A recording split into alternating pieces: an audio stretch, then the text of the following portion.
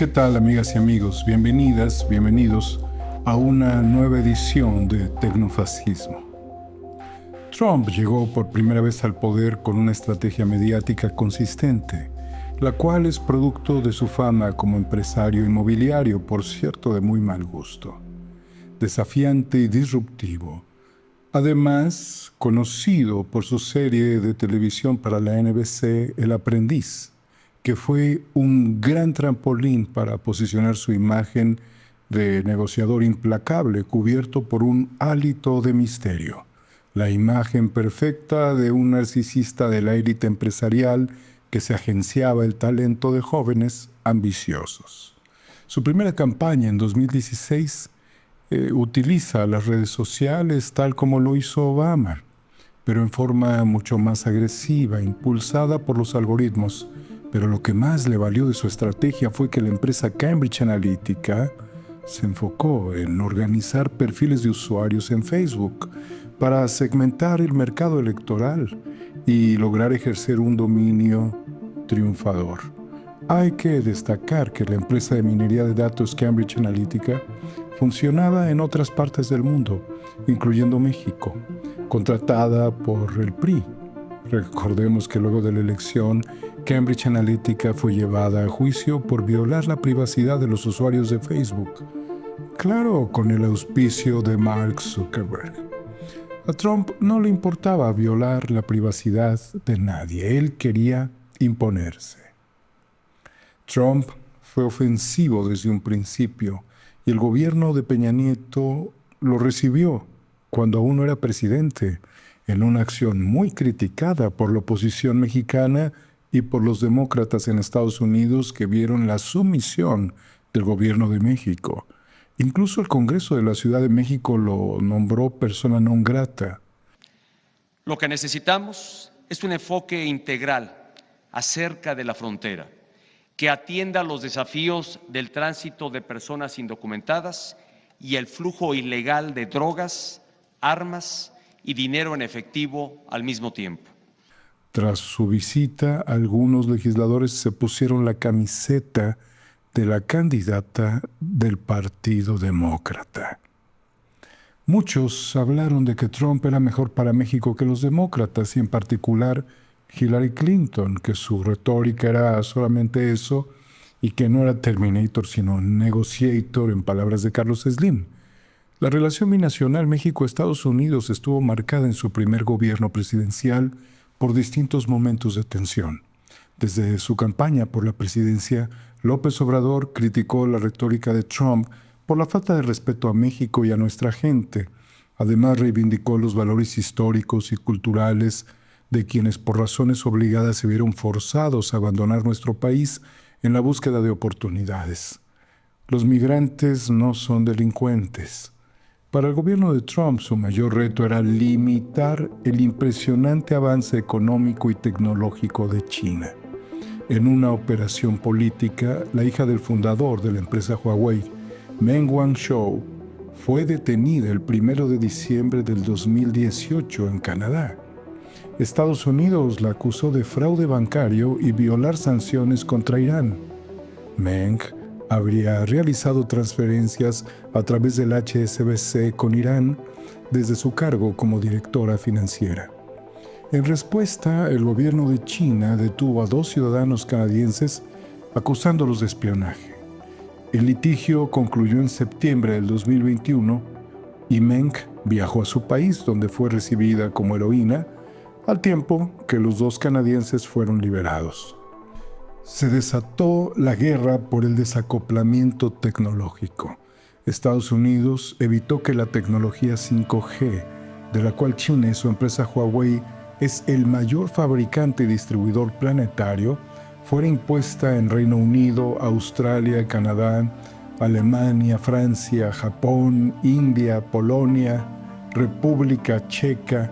El principal motivo promovido por Estados Unidos contra la empresa tecnológica china es que debido a la interconexión de la mayoría de los equipos y dispositivos a la red, el gigante asiático estaría realizando actividades de espionaje a gran escala sobre Occidente. Un momento crítico para México ocurrió el 30 de mayo del 2019, cuando Trump anunció aranceles del 5% contra todos los productos elaborados en México. Ante la falta de acciones de control migratorio y la detención de personas indocumentadas que ingresaban al territorio de Estados Unidos, las acciones impositivas comenzarían el 10 de junio del 2019.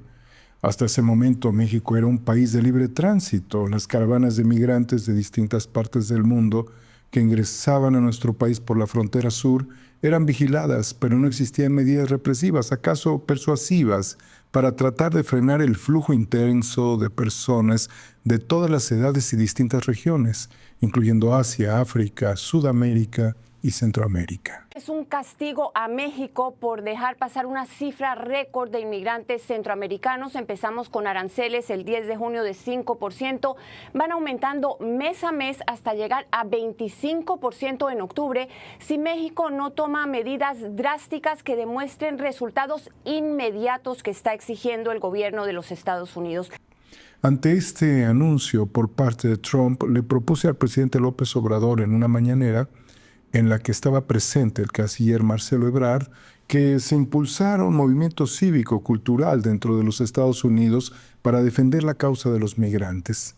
Estaba muy consciente que la voz unificada de las y los mexicanos era mucho más potente que la de otras naciones, debido a todas las décadas de trabajo en el vecino país, de la relación histórica y de que nuestra minoría es la más grande, siendo el español el segundo idioma que más se habla en Estados Unidos, que tenemos un tratado trilateral firmado desde 1994, que estaría a punto de renegociarse por segunda vez en su historia. Si este movimiento cívico-cultural hubiese sido requerido, ciudades con gran concentración de migrantes, sin duda, retumbarían. Los Ángeles, Chicago, Houston, Dallas, Fort Worth, Phoenix, San Antonio, San Diego, El Paso, Manhattan, Denver, donde la presencia de los connacionales es impresionante. En el año 2018, Estados Unidos reportó 521,000 encuentros con migrantes en la frontera con México. Para 2019, la cifra fue de 977,509 encuentros, casi 1,000,000, siendo el más alto en una década. México estableció una estrategia emergente y prioritaria para evitar las sanciones. El gobierno de López Obrador ordenó el control de las fronteras con la participación de la recientemente creada Guardia Nacional, que debía servir para la seguridad interna con una fuerza civil desplegada en todo el territorio nacional, pero que ahora se mantendría en las fronteras sur y norte para impedir el flujo migratorio libre. Tras el anuncio de una negociación, el 7 de junio del 2019, se implementó el programa Quédate en México, también conocido como Protocolo de Protección a Migrantes, para que los aspirantes a asilo en Estados Unidos esperaran respuesta pero en territorio mexicano. Y de esta manera fue como se suspendió la amenaza de aranceles por parte del gobierno de los Estados Unidos. Entre los años 2017 al 2018 se negoció el TEMEC, la nueva versión corregida y aumentada del Telecán, pero en el gobierno de López Obrador existía preocupación porque Trump echara abajo el tratado que permite el desarrollo regional con adecuaciones al comercio digital, la economía del conocimiento, la manufactura regional, reducir la brecha salarial entre los tres países, actualizar las normas de patentes y marcas y derechos de autor. Consideramos, ese es nuestro pronóstico, que el Congreso de Estados Unidos y el de Canadá aprobarán el nuevo tratado comercial y de esa manera se fortalecerá aún más la economía de nuestro país y de América del Norte. El tratado entró en vigor el 1 de junio del 2020 y tiene una vigencia de 16 años, marcando el año 2026 para una evaluación y ajuste entre los socios. El presidente Andrés Manuel López Obrador tuvo una relación excelente con Donald Trump. aunque tanto Estados Unidos como Canadá presentaron quejas contra México por lo que señalaron como acciones proteccionistas del gobierno de la 4T, favoreciendo a Pemex y a la Comisión Federal de Electricidad en detrimento de las inversiones extranjeras. En el primer gobierno de Donald Trump inició la guerra de desacoplamiento que he comentado con China. La guerra consiste en que Estados Unidos mantenga el dominio en el desarrollo de microprocesadores con las empresas Intel, Nvidia, AMD, Qualcomm, Texas Instruments, Micron, IBM, GlobalFoundries, Apple, Broadcom y la poderosa taiwanesa TSMC, que se encuentra en el medio de la disputa territorial a gran escala que tiene la China continental por el territorio de Taiwán, al que consideran propio. Estados Unidos ha extendido su protección a Taiwán, aunque la posible incursión siempre persiste por parte de China. Y hay que recordar que la planta de semiconductores ASML, ubicada en Holanda, Países Bajos, tiene gran importancia. El gobierno de Trump heredó una crisis en el consumo de drogas sintéticas y opioides que se potenció con la situación de precariedad que viven importantes sectores de la población norteamericana. Los homeless, los veteranos de Vietnam, Irán, Afganistán, las personas sin empleo y los jóvenes que se hacen adictos a sustancias al instante de su primer consumo, ya que el fentanilo es un opioide hasta 100 veces más adictivo que la morfina. Y si bien el consumo de analgésicos opioides tuvo un impacto por la medicación autorizada en exceso durante la última década del siglo XX, fue en 2013 cuando el fentanilo hace su aparición en el mercado ilegal de sustancias. El incremento de decesos por consumo de fentanilo se duplicó entre 2015 y 2016, convirtiéndose en la primera causa de muerte por sobredosis en Estados Unidos. En esta tragedia que alcanza proporciones civilizatorias, los cárteles mexicanos que operan con armamento de Estados Unidos trafican las sustancias y también tienen en sus narcolaboratorios la capacidad de producir drogas sintéticas, aunque el fentanilo se produce de forma industrializada, principalmente en China y Canadá. El presidente López Obrador presumió que México se convirtiera en el principal socio comercial de Estados Unidos. Ya somos el principal socio comercial de Estados Unidos por una circunstancia, hay que decirlo también, muy especial. Esperemos que ese asunto se resuelva lo más pronto posible para la tranquilidad de todos, para la estabilidad económica y financiera en el mundo. La balanza es superavitaria para México, siendo la industria automotriz un eje fundamental de la economía. Pero no es la única. México exporta computadoras, pantallas digitales, refrigeradores, entre otros suministros y componentes. El aguacate, cosechas intervenidas por las cuotas que imponen a los agricultores las organizaciones criminales, además de medicamentos y productos de higiene personal. Estados Unidos nos exporta gasolina, gas natural, maíz, frijol, sorgo, arroz, también productos cárnicos, res, cerdo y pollo. Entre las importaciones se ha generado una controversia por la negativa de México de importar maíz transgénico para consumo humano. Y naturalmente la importación de gasolina y gas, que se debe a que no somos autosuficientes todavía en materia energética. Por otro lado, México es el principal país beneficiado por los flujos de capital provenientes de los paisanos que de manera permanente envían remesas que llegan a todas las comunidades del país.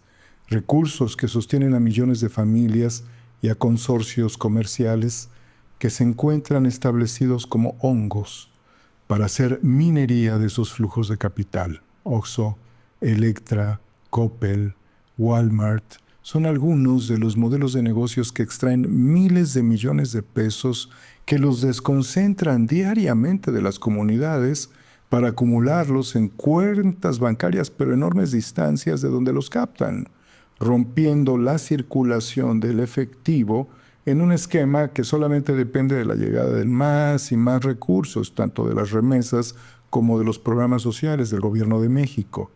Esto es una minería. Aunque muchas personas supongan que se puede mirar hacia los BRICS como una alternativa de solución al entramado económico y comercial que tenemos con Estados Unidos, es muy iluso suponer que se puede hacer de la noche a la mañana.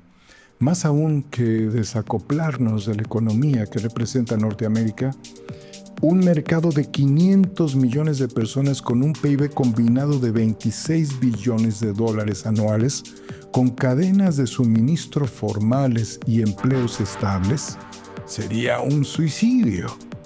Además, pensar en un desacoplamiento económico cuando las reservas del Banco de México están en dólares, cuando México no ha logrado la soberanía alimentaria y dependemos de los productos agrícolas y ganaderos de Estados Unidos, cuando utilizamos el sistema de transferencia SWIFT para las remesas, cuando estamos reorientando la logística de mercancías a través de la construcción del tren interoceánico y los polos de desarrollo en la región del Istmo, de Tehuantepec hacia Coatzacoalcos, que brinda una alternativa muy rentable que no sustituye la ruta marítima del Canal de Panamá, pero que brinda una opción de las vías Asia, Pacífico, Atlántico, y que además el solo hecho de suponer que podemos acabar con la relación trilateral implicaría el desmantelamiento de los sectores industriales y de la perspectiva del nearshoring. Yo veo que esto es francamente suicida, porque no existe 4T que lo pueda sostener. Tendría que ser un gobierno de las 5T, pero para eso falta mucho tiempo y no creo que lo podamos ver. Esto no significa limitar nuestro interés de abrirnos a un mundo hexapolar, pero en el terreno más realista, enviar un barco con mercancías de México hacia Nueva York se lleva 5 días de trayecto y los contenedores pueden ser ya desembarcados y los productos llegar a los puntos de venta regionales mucho más rápido. Lo mismo el aguacate que un automóvil. La logística por carretera o tren hacia la frontera con Estados Unidos puede llevar horas o pocos días. Todo está muy calculado. Además, tenemos clústeres industriales que se conectan con la carretera federal 45 por todo el país, principalmente centro y norte. Pero enviar un barco de México a China tarda 35 días. Eso es mucho tiempo y no tenemos la capacidad de sustituir el modelo actual de logística que está aprobado y garantizado en el mercado de Norteamérica. La inversión extranjera directa tiene que ver con la producción regional y el mercado norteamericano principalmente. Estas empresas asentadas en México son estadounidenses, europeas y asiáticas, principalmente. Estas inversiones requieren la mano de obra mexicana y fueron planificadas durante estos 30 años de libre comercio.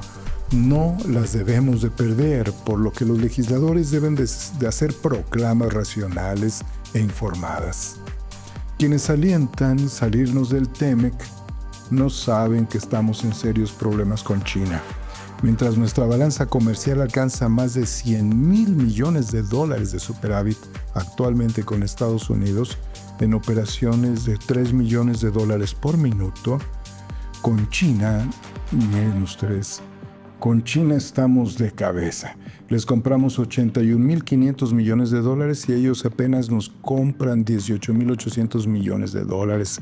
Somos tremendamente deficitarios por un valor de 62,700 millones de dólares. Entre estas importaciones hay automóviles, tecnología diversa, productos agrícolas, sin contar la cifra negra de mercancías que ingresan a nuestro país, llenando los negocios de foquitos y chucherías, arbolitos de Navidad, todo lo que no está declarado fiscalmente, raquetas para matar mosquitos, juguetes recreativos. El discurso del fin del neoliberalismo es una proclama de muy buenas intenciones que no termina de ser cierta, ya que todo el intrincado de negocios y flujos de capital funciona con acuerdos neoliberales en la relación trilateral, donde no existe economía moral, sino economía funcional y también disfuncional, que se puede corregir y que nos puede afectar. pero es economía tangible a fin de cuentas. Y en este negocio está también el tráfico de armas, el tráfico de drogas y el sistema bancario de blanqueamiento de capitales. En el plano político y diplomático, fue durante el gobierno de Joe Biden que se presentaron dos hechos que marcaron una buena parte del camino que nos tiene hasta acá. Se trata del ataque intrusivo armado a la Embajada de México en Ecuador ocurrido el 5 de abril del 2024 por fuerzas policiales y militares de aquel país. Este hecho es una clara violación a los tratados internacionales e implica una declaración de guerra. Pero México rompió la relación diplomática con Ecuador, mientras que el Consejo Permanente de la OEA condenó la violación de la Convención de Viena por 29 votos a favor, 1 en contra de Ecuador y la abstención de El Salvador. El ex vicepresidente de Ecuador, Jorge Glass, fue capturado la noche de este viernes aquí, adentro de la Embajada de México en Ecuador. México denunció la violación de su soberanía en la Corte Interamericana de Justicia y pidió, entre otras cosas, que Ecuador fuera suspendido como miembro de las Naciones Unidas. Pues bien, Ecuador hizo este atropello contra México con la venia de Estados Unidos, porque su gobierno es un gobierno títere. Y el embajador encargado, Roberto Canseco, de México, forcejeó con miembros policiales. Totalmente inaceptable. Esto no puede ser. Es la barbarie. Lo mismo hicieron las autoridades diplomáticas de Ecuador cuando entregaron a Julian Assange, abriendo las puertas de su embajada en Londres a la policía británica, luego de retirarle el asilo al periodista australiano. El otro caso paradigmático fue el secuestro del narcotraficante Ismael Zambada García, el Mayo, ocurrido el 25 de junio del 2024. Un operativo secreto que mediante engaños significó la captura del capo legendario junto a Joaquín Guzmán López, hijo del Chapo Guzmán, quien, recordemos, el Chapo está condenado a cadena perpetua en Estados Unidos. El Mayo asistió a una reunión donde estuvo presente, además de Joaquín Guzmán López, Héctor Melesio Cuen, un político sinaloense que operaba como bisagra entre el cártel de Sinaloa con poderes formales, y quien sería ejecutado en ese mismo acto, donde hubo traiciones, pese al montaje de la Fiscalía de Sinaloa que intentó engañar a la opinión pública de que el político y exrector de la UAS había sido objeto de un ataque en una gasolinería por intento de robo. Un ridículo montaje. Esta violación a la soberanía y que posiblemente fue perpetrada por el FBI se realizó en Culiacán, utilizando un avión que portaba matrícula falsa y despegó de una de las muchas pistas privadas, existiendo varios cinturones de seguridad del Comando Armado Extranjero y del cual no se sabe si el trayecto de la aeronave estuvo identificado por los radares de la Secretaría de Comunicaciones y Transportes y de la Sedena a través del transpondedor del propio avión. Debemos recordar que la detención en Estados Unidos de Genaro García Luna, socio criminal de Felipe Calderón, ocurrió durante el gobierno de Andrés Manuel López Obrador y que las imputaciones por narcotráfico concluyeron con una sentencia de 38 años de prisión para el exjefe de Seguridad Pública y vínculo entre Felipe Calderón y el cártel de Sinaloa, liderado por el Chapo Guzmán y el Mayo Zambada. Mis investigaciones demostraron que Calderón supo, a los 5 meses de robar la presidencia, que García Luna estaba manchado por el crimen organizado. Calderón lo sostuvo y se benefició, mientras México era un baño de sangre.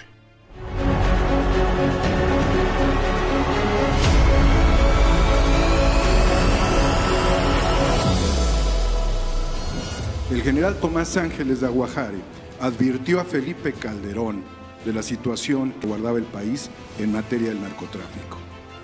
Por este antecedente, el general le exigieron su renuncia. Tú tocaste el tema del licenciado Calderón. Él, por conducto del secretario de la Defensa, me convocó a platicar con él el 9 de mayo de 2007. Una de sus preguntas que creo que le interesaba más era sobre García Luna. Le dije, señor presidente, le voy a decir mi verdad. Es mi verdad. No lo voy a engañar a usted porque mi comentario puede generar decisiones dañinas para el país. Le di mi versión, me lo pidió por escrito. Días más tarde no lo llevé, se lo hice llegar a él. ¿Qué le dije? El involucramiento de García Luna en el narcotráfico y en otras cosas. El tema importante es el de narcotráfico. ¿Estaba enterado? Esto es muy grave, porque en este punto es donde surge la complicidad de Felipe Calderón. Lo que Genaro García Luna hizo en estas instalaciones fue instalar un cártel. Esa es la realidad. Y con todo lo que se ha mencionado, de lo que estamos hablando realmente es de que hay una traición a la patria.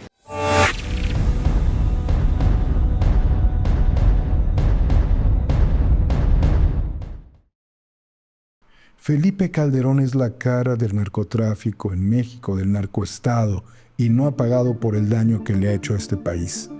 Los señalamientos de la Casa Blanca sobre políticos vinculados con organizaciones criminales están evidenciados por estos y otros personajes que saldrán a la luz y que fueron interceptados en sus comunicaciones a través de la National Security Agency en todas las oficinas públicas del país y en los celulares de los titulares. Ahora que entendemos dónde estamos parados, debemos pensar en la forma de encontrar una salida planificada para resolver nuestro destino. Nos veremos pronto, amigas y amigos. Muchas gracias.